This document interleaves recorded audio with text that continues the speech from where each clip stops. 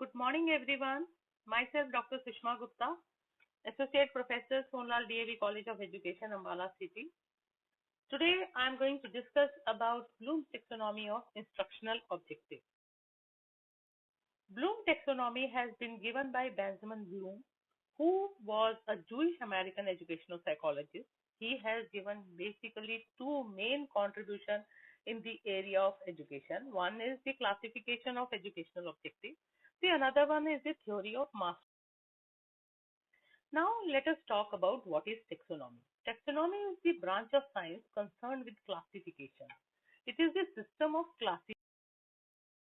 Now, taxonomy has been derived from two words. One is taxus and the another one is nomos. Taxus means arrangement and nomos means sign. So what is taxonomy? Taxonomy is science of arrangement. Arrangement of what? Arrangement of the objective.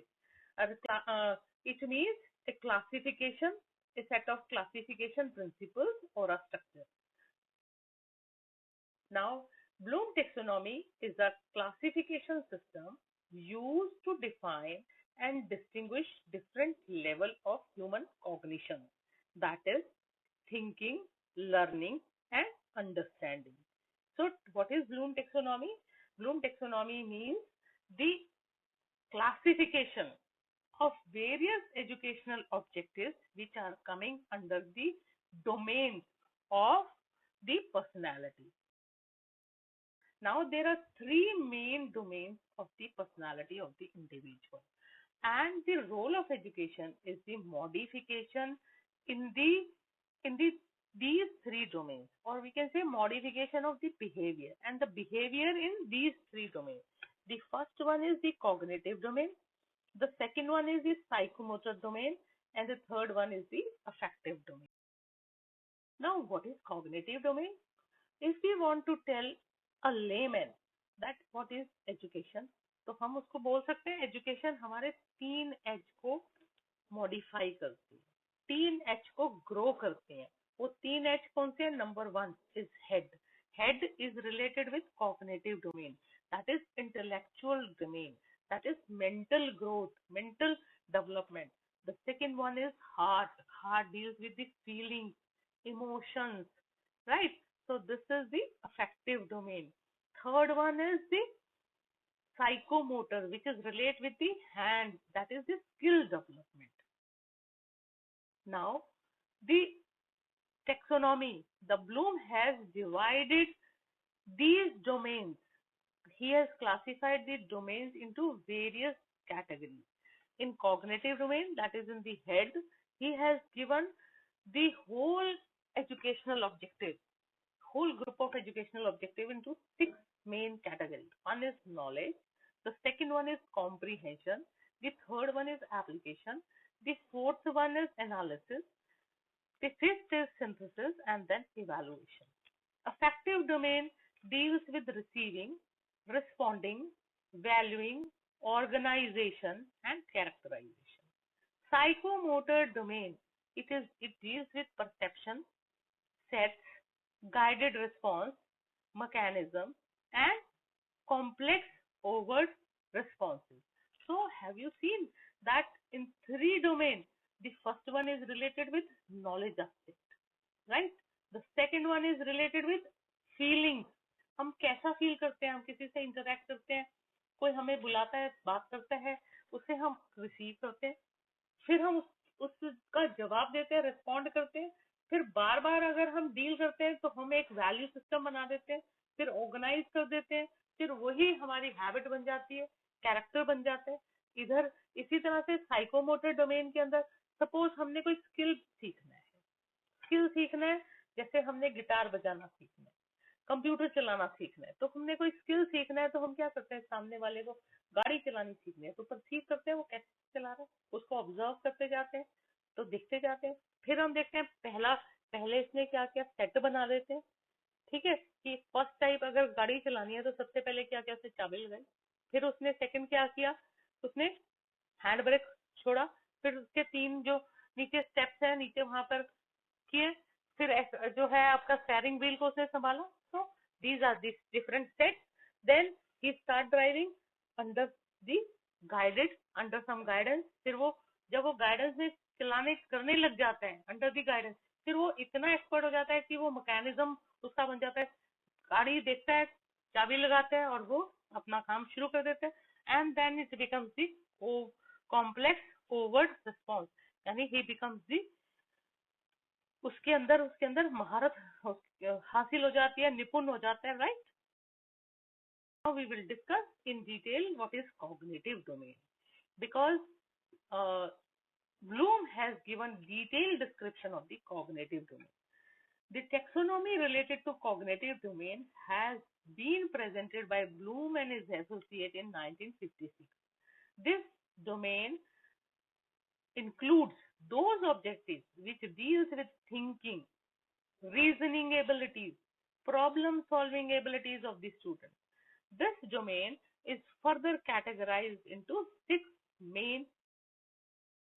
First, let us discuss about all the 6.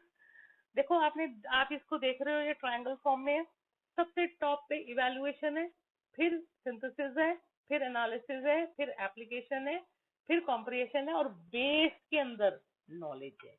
यानी अगर knowledge नहीं होगी तो हम understand नहीं करेंगे। Comprehension का मतलब अंडरस्टैंडिंग, फिर उसको हम अप्लाई नहीं कर सकते, फिर एनालाइज नहीं कर सकते, फिर हम दोबारा से जोड़ तोड़ नहीं कर सकते। So this is a sequence. सबसे नीचे सबसे बड़ा प्लेटफॉर्म है, right. Now we will discuss. Knowledge is the lowest level of the objective, ठीक है। It primary aim for the acquisition of knowledge concerning fact and terminology, ठीक है। Method and processes, generalized principles, theories and structure, ठीक है। तो ये knowledge क्या हुई, लोएस्ट लेवल है ऑब्जेक्टिव का। उसका मेन एम क्या है, एक्विजिशन ऑफ नॉलेज। नॉलेज कौन सी, ऐसे फैक्ट जो बदले नहीं जा सकते। Sunrises from the east, 2 into 2 is equal to 4. What is force? Force is push or pull, terminology. So बिना बेस के, बिना बिना नॉलेज के we cannot process nothing. So knowledge is the lowest level of the knowledge is divided into 3 parts. Knowledge of specific, specific means अलग अलग terminology. Cell क्या है, tissue क्या है, फोर्स क्या है, फ्रिक्शन क्या है। Knowledge of ways and means of dealing with the specific. अगर नॉलेज हमने पढ़नी है, ठीक है, अगर हमने रोटेशन पढ़ना है, रेवोल्यूशन पढ़ना है, तो कैसे पढ़ेंगे, how to deal with this specific. And knowledge of the universal abstract, universal and abstraction, जो यूनिवर्स के अंदर, जो कि हर जगह, चाहे वो किसी देश में हो, किसी काल में हो, वो हर जगह सेम रहता है। पानीपत की लड़ाई कब हुई, ठीक है, हमारी रामायण, हमारी महाभारत, ठीक है, ये यूनिवर्सल ट्रुथ है। इनको हम चेंज, हिस्टोरिकल फिगर्स, ये हम चेंज नहीं कर सकते। Now second is the comprehension और understanding.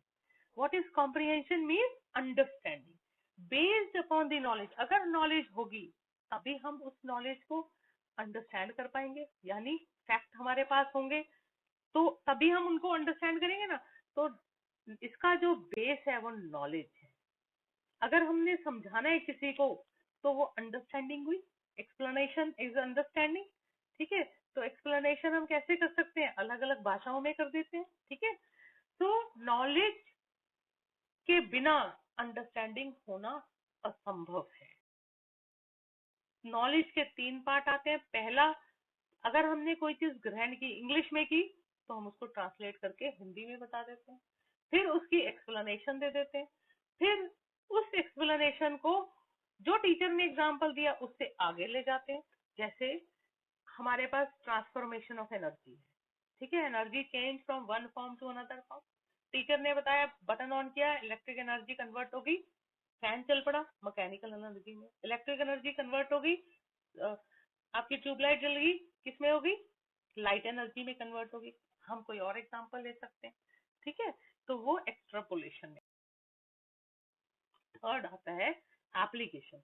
Application refers to the use of abstractions in a particular and concrete situation. यानी जो चीज हमने सीखी है, जो थ्योरी हमने पढ़ी है, जो नॉलेज ली है, जो हमने अंडरस्टैंड किया है, अब उसको अप्लाई करते हैं।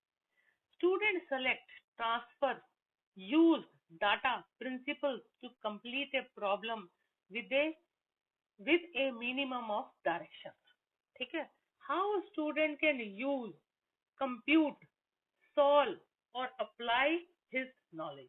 जो एप्लीकेशन है, जो भी सीखा है, जैसे हमने हमने लॉज ऑफ मोशन सीखे, हमने स्पीड का और डिस्टेंस का फॉर्मूला सीखा, ये हमने सीख लिया। अब कोई न्यूमेरिकल प्रॉब्लम आ गई, that is the application aspect. हमने हमने सीखा कि सिंपल इंटरेस्ट कैसे निकालते हैं, कंपाउंड इंटरेस्ट कैसे निकालते हैं, तो उसके जो सवाल आ गए, प्रैक्टिकल्स आ गए, वो हमारा एप्लीकेशन एस्पेक्ट है। Like for example 100 minus 15 is 85. We are applying subtraction. Comes application के 3 एस्पेक्ट्स हैं। पहला है generalisation of text, laws, principles and theories. दूसरा है diagnosing the pupils weakness, first we have already discuss. ठीक है ना, जो हमने सीखा है उसको अप्लाई कर रहे हैं। सेकंड क्या है, अब हम अप्लाई कर रहे हैं उन टर्म्स को, उन चीजों को, उसमें हम आइडेंटिफाई करते हैं स्टूडेंट कहाँ रुक रहा है, कहाँ वीक है, स्टूडेंट की कहाँ वीकनेस है, वो अप्लाई क्यों नहीं कर पा रहा है, whether he has not gain the knowledge और he has not understood the fact, so that can be the reason. ठीक है, analysis. Analysis we all know, analysis का मतलब क्या था, ब्रेकिंग डाउन। एक बड़ी चीज को जब हम छोटे छोटे पार्ट्स में बांट देते हैं उसको एनालिसिस बोलते हैं। तो analysis is breakdown of it, communication into constituent elements or the part. Student distinguish, classifies and relate the evidence or structure of a statement or a question. ठीक है, student can analyze, categorize, compare and subtract. Analysis के अंदर हम क्या करते हैं जो हमने सीखा है उसको हम तोड़ तोड़ के, जैसे सपोज हमने एनिमल सेल और प्लांट सेल के बारे में पढ़ा, तो हम कंपैरिजन कर रहे हैं, एनालाइज कर रहे हैं। एक बार हमने एनिमल पढ़ लिया, एक बार हमने प्लांट सेल पढ़ लिया, एनिमल सेल पढ़ लिया, प्लांट सेल पढ़ लिया। अब हम एनालाइज करके देख रहे हैं इन दोनों में क्या फर्क है, इनका डाइजेस्टिव सिस्टम कैसा होता है, प्लांट्स कैसे क्या करते हैं, ठीक है ना, एनिमल्स क्या करते हैं, तो वो कंपैरिजन है, वो आ जाता है। Analysis of the element, analysis of the relation and analysis of the organised. आता है synthesis. Synthesis means putting together of element and parts so as to form the whole. Student और originate, integrate, combines idea into product, plan, proposal that is new to him. Like for example, I'll explain you synthesis. Suppose हमने कोई ऐसे लिखना है, ऐसे लिखने के लिए हमें क्या करना पड़ता है, आइडियाज लेने पड़ते हैं। कोई प्रोजेक्ट बनाना है, हमें कोई मॉडल बनाना है, पोल्यूशन पे बनाना है, कोविड-19 पे बनाना है, किसी चीज पे बनाना है, तो हमें क्या करना पड़ेगा, we have to collect ideas from different places। फिर उनकी नॉलेज हमने ली, अंडरस्टैंड किया, फिर उसको देखा कि ये जो उन्होंने लिखा है हम कहाँ कहाँ अप्लाई कर सकते हैं। कि उन्होंने कोविड के अंदर, कोविड-19 के अंदर सपोज है कि जो हम पहचानेंगे कैसे ये कोरोना वायरस से इन्फेक्टेड है कि ये कॉमन कोल्ड है, तो उसके आइडियाज हमने एनालाइज किए, उसकी चीजें जो है हमने पढ़ी, इसको लिए क्योर क्या है।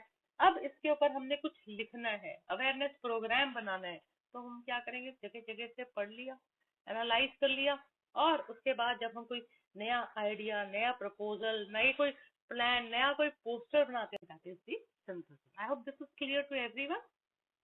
तो एनालिसिस के लिए एक कोटेशन बहुत फेमस है, वो क्या है, necessity is the mother of invention. Next, synthesis के अंदर आता है unique combination by arranging different element. Same चीज है, उसको अलग से हमने अरेंज कर दिया, ऐसे नहीं दूसरी तरह, दूसरा उसका स्ट्रक्चर चेंज कर दिया। Suggest new plan by combining all the elements, establish an abstract relationship among different elements. Next आता है इवैल्यूएशन। इवैल्यूएशन मींस जजमेंट, मूल्यांकन करना, जज करना about the value of the material method for a given purpose. यानी जो हमने कोविड-19 के ऊपर अपना मॉडल तैयार किया या अवेयरनेस पोस्टर तैयार किया, अब उसको इवेलुएट तो करेंगे। भाई इवेलुएट क्या करेंगे कि ये सोसाइटी में किस तरह से अवेयरनेस प्रोग्राम पहुंचाएगा, ठीक है ना। तो judgement, evaluation means judgment about the value of the material or method for a given purpose, whether it is describing or doing awareness of combating the different things from the pandemic, covid pandemic, और इसके अलावा इसके जो ये हमने awareness programme किया है या बनाया है, इसका क्या फायदा होने वाला है, राइट। तो स्टूडेंट कैन जज what he learned whether it is right और wrong, if wrong then he will start the process again. Student can जज and recommend and criticise and justify. Evaluation, evaluation दो तरह के होते हैं, एक इंटरनल एविडेंस के बेस पे, एक एक्सटर्नल एविडेंस के बेस पे। एक्सटर्नल एविडेंस मीन जब हम बाहर से उसको वेरीफाई करते हैं, इंटरनल जब हमें हमें इंटरनली लग रहा है कि भाई इसमें कुछ ना कुछ प्रॉब्लम है, कुछ और तरीके से बन सकता है, हमने बनाना चाह रहे थे, हम इसके ऊपर एक मॉडल बनाना चाह रहे थे, जैसे एनर्जी ट्रांसफॉर्मेशन के ऊपर बना सकते हैं, ऑल्टरनेट सोर्सेज ऑफ एनर्जी पे बना सकते हैं, स्वच्छ भारत पे बना सकते हैं। तो हमारे माइंड में आइडिया कुछ था पर बन गया कुछ और, ठीक है। तो एक्सटर्नल सोर्स से भी और इंटरनल एविडेंस से भी हम उसको, ये देखो भाई ये दो तरह की है। 1956 के अंदर बेंजामिन ब्लूम ने दी थी, इसके बाद ये 2001 के अंदर एक रिवाइज ब्लूम टेक्सोनॉमी आ गई है, जिसके अंदर ज्यादा फर्क नहीं है, थोड़ा सा फर्क है। या नॉलेज की जगह रिमेम्बर बोल दिया, है ना। कोई फैक्ट है, नॉलेज लेने की जगह हमें याद रखना पड़ता है, टेबल्स हैं हमें याद रखने पड़ते हैं, फिर अंडरस्टैंड करते हैं, फिर अप्लाई, एनालिसिस, और उसके बाद एनालाइज करने के बाद इन्होंने कहा कि पहले हम इवेलुएट करते हैं, बाद में सिंथेसाइज करते हैं। सो this is the new model which is given in 2001. Let us conclude that Bloom taxonomy is simply a classification system for classifying educational goals that lie in the levels of the student comprehension that is necessary for the achievement or the mastery learning. यानी जो Bloom ने, जो हमने goals बनाए हैं, जो objectives बनाए हैं, ब्लूम हमें बताता है उन ऑब्जेक्टिव्स को बच्चों ने अटेन किया है कि नहीं किया। तो this is helpful for student, this is helpful for the teacher. Teacher के लिए हेल्पफुल क्या है, मुझे ये कराना है, और स्टूडेंट के लिए हेल्पफुल क्या है कि मुझे इन चीजों की मास्टरी करनी है, राइट।